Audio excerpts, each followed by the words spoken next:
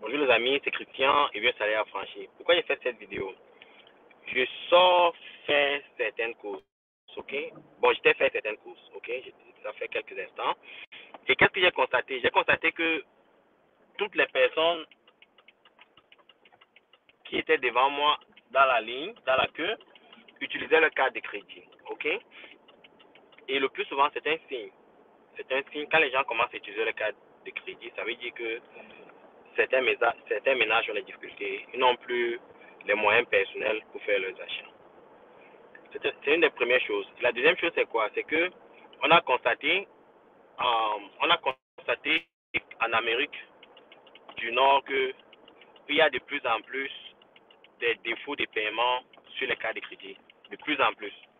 Donc, je peux dire, si j'ai bonne mémoire, 60 à 70%, il y a des défauts dans les paiements des cartes de crédit. Les gens ne payent plus à temps, ne veulent même plus payer. OK? Et aussi, au niveau de l'économie en général, l'aspect macroéconomique, microéconomique aussi, le prix des denrées alimentaires a doublé pour certains trucs, pour certains denrées alimentaires. Le prix a doublé, c'était un moment triplé. OK? Le prix du carburant, il y a un an a doublé. OK? Et aussi, il faut prendre une autre décision. 70% des ménages au Cameroun, au Canada, ont une hypothèque. OK? Et 20% de ces hypothèques-là vont renouveler à partir de l'année prochaine. Ce sont des gens qui ont acheté des maisons en 2018, 2019, 2020. Donc, qui ont pris des hypothèques sur 5 ans, sur 4 ans et sur 3 ans. Ça vient à échéance l'année prochaine, à partir de janvier. Et les taux d'intérêt, soi-disant pour lutter contre l'inflation, les taux bancaires ont triplé, quadruplé. Ça veut dire quoi? Ça veut dire que ceux qui vont renouveler devraient payer 3 fois plus que ce qu'ils payent maintenant. Et si vous avez un mauvais crédit, vous pouvez payer 4 fois plus. Ça veut dire quoi? Sur les 20% de ces personnes qui vont commencer à renouveler à partir de janvier, là, la majorité ne pourront plus porter leur hypothèque. Et qu'est-ce qui va se passer? Ce qui va se passer, c'est quoi? C'est que les banques vont saisir leur maison. Aux États-Unis, c'est même encore grave. Aux États-Unis, c'est grave. Donc, on va saisir leur maison, on va remettre ça sur le marché très moins cher. Et plus les gens auront ces difficultés-là, plus ça va créer un petit crash au niveau de l'immobilier. Et pour mémoire, il faut savoir que l'immobilier, c'est l'investissement premier des personnes qui vivent en Amérique du Nord. OK? Leur maison, c'est la majorité de leurs biens. Ces personnes-là vont perdre leurs biens. Ce qui est très triste. OK? Et maintenant, vous allez vous poser la question, et qu'est-ce qui va se passer après? Ce qui va se passer après, c'est quoi? C'est ici le catch. Ici le catch. OK? J'ai suivi un séminaire il y a quelques jours, et voici le programme. OK? Aux États-Unis, vous allez entendre parler les 500 entreprises les plus cotées à la bourse. OK? Comme aux États-Unis, en France, on parle du CAC 40, aux États-Unis, on parle de S&P 500, compagnie, ces trucs-là, OK? Ces entreprises sont les entreprises les plus cotées aux États-Unis. Ces entreprises-là sont, les stocks, les actions de ces entreprises-là sont détenues par deux groupes, 80%, c'est des milliards, des trillions, des milliards de dollars par deux groupes, les gars, deux groupes d'investissement, Vanguard et BlackRock. Et ces entreprises-là sont possédées par des gens, par des grandes familles comme Soros,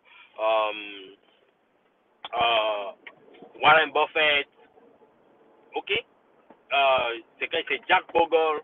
Ce sont les gens, c'est eux qui possèdent l'économie américaine, ok? Et qu'est-ce qui va se passer? Ces gars-là sont assis sur des milliards de dollars de cash.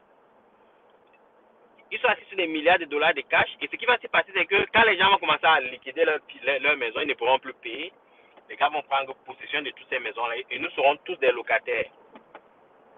hein, la majorité des personnes seront des locataires parce que même si vous n'avez pas de maison, il faut vivre quelque part. Vous devenez locataire à vie. Vos enfants sont locataires, votre génération, vos futures générations sont des locataires parce que quand l'économie va se relancer pour réentrer, acheter ces maisons-là, ce sera presque impossible parce que les prix vont remonter à une vitesse grand V.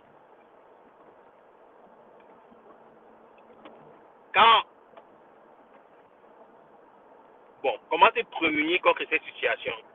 C'est pour ça que dans le basic de la littératie financière, il faut toujours avoir un peu d'argent pour tenir au moins ce qu'on appelle safety net, pour tenir au moins 6 mois à 1 an. Parce que ces crises-là durent 6 mois à 1 an. Si vous traversez ces crises-là, vous êtes dans la liquidité, vous êtes protégé. Mais malheureusement, beaucoup de gens ne pensent pas comme ça. Ils sont focalisés sur leur travail. Ils pensent qu'ils sont protégés par le système, alors que le système est en train de les niquer. Le système est en train de les niquer. J'ai déjà des amis qui sont en difficulté, qui ont investi dans les crypto-monnaies, dans les actions, qui sont maintenant contraints de vendre leurs actions, leurs crypto-monnaies pour vivre. Parce que le salaire ne suffit plus.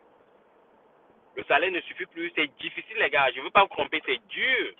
C'est dur pour plusieurs ménages. Et ça va s'empirer. La catastrophe économique est en route, les gars. Et maintenant, pendant cette catastrophe économique, qu'est-ce qui va se passer? Les gens qui ont de l'argent vont investir dans des bonnes actions, dans des crypto-monnaies comme le Bitcoin, comme ça se passe déjà en prévision. Vous voyez que, par exemple, MicroStrategy qui a acheté 5440 quelque chose de Bitcoin récemment, c'est pourquoi. Vous pensez que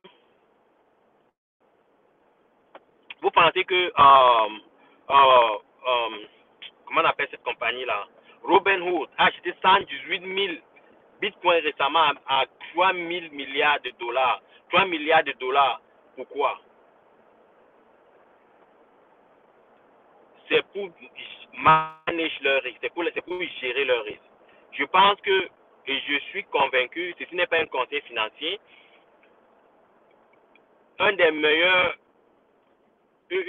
balances contre ces crises-là sera le Bitcoin, sera certaines crypto-monnaies. OK? Donc, protégez vos assets. Personne n'est épargné, que ce soit en Europe, en Afrique, en Amérique du Nord. Nous allons sentir cette tempête-là. C'est en train d'arriver, les gars. Et j'espère que vous avez des couilles en acier pour traverser ça. Il faut tenir vos assets très fort là, parce que si vous vous en débarrassez, il sera difficile de vous les reprocurer. OK? Ça sera extrêmement difficile. Dans les moments difficiles arrivent, j'aimerais juste que vous compreniez ça. Ce n'est pas un conseil financier et j'espère que je me trompe. Mais dans tous les séminaires que je participe, dans toutes les recherches que j'effectue, la tendance est vers ça. OK? Même les données le démontrent. OK? Et j'espère vraiment que je me trompe. Mais ce qui est important, comme je le dis toujours ici, c'est l'objectif qui est important. OK? Tout ça, c'est le bruit. Mais à certains moments, le bruit peut nous distraire. OK? C'est pour ça que je vous appelle à faire attention au bruit et de vous focus, de vous assurer de ne pas perdre vos biens, de ne pas perdre vos cryptos, parce que ça sera ça l'objectif. Arracher vos cryptos à moindre coût et les revendre plus tard ou bien de les conserver définitivement. C'est que vous soyez pauvre à jamais. OK? Je vais le partager avec vous cet après-midi. Ciao.